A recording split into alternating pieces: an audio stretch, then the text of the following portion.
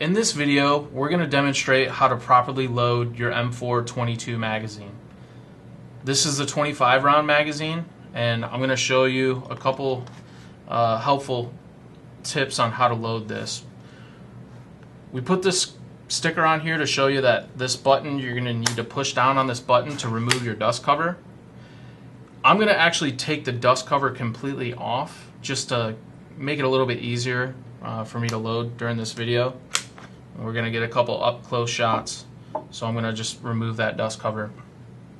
Alright, the loading process is a little bit different than most other magazines out there. Most of your magazines, you just load them one at a time. There's no spring-loaded carrier that you have to pull on, but our magazine's a little bit different in the sense that you have to pull down on the carrier just a little bit to get those rounds in there properly. Okay, so we'll start off by loading the first couple rounds. I will point out that you don't want to load the magazine while it's kind of laying on the side like it is here. You do want to make sure that it's vertical. Okay, so a lot of this is going to be like top down, showing you how it loads from the top. So we're going to kind of zoom in here a little bit, and I want to load the first couple rounds for you. Okay, from here I'm going to just kind of tilt it to the side and show you that I'm pulling down on the carrier just a little bit, and that's going to allow that first round to just clear the feed lips here. Alright, and you don't need to go any further than that when you pull on the carrier. A lot of people, they'll have that tendency to want to pull the carrier all the way down to the bottom, and you don't want to do that. You're gonna experience a lot of issues if you try to load your magazine that way. Okay, so once again, just pull down that carrier just enough to allow the next round to go in, and you want to ensure that you're pushing that round all the way to the back of the magazine there.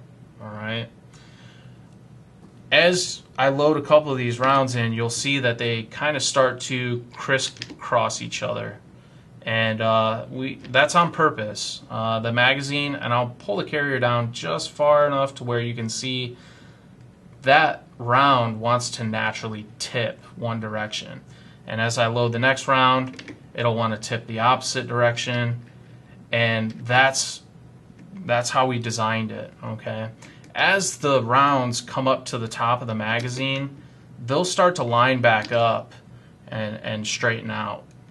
Okay, and that's what you want. All right, there's nothing wrong with that. That's actually how it's designed to work.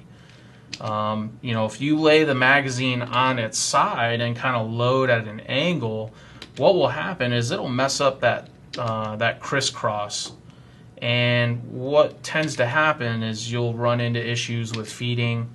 You know, it'll be misfeeds or failure to feed, or you know, you get some kind of weird jam in the rifle. So you want to ensure that when you're loading this, you're loading it with the magazine being straight up and down. It's going to be vertical, and you don't want to lay it off to the side.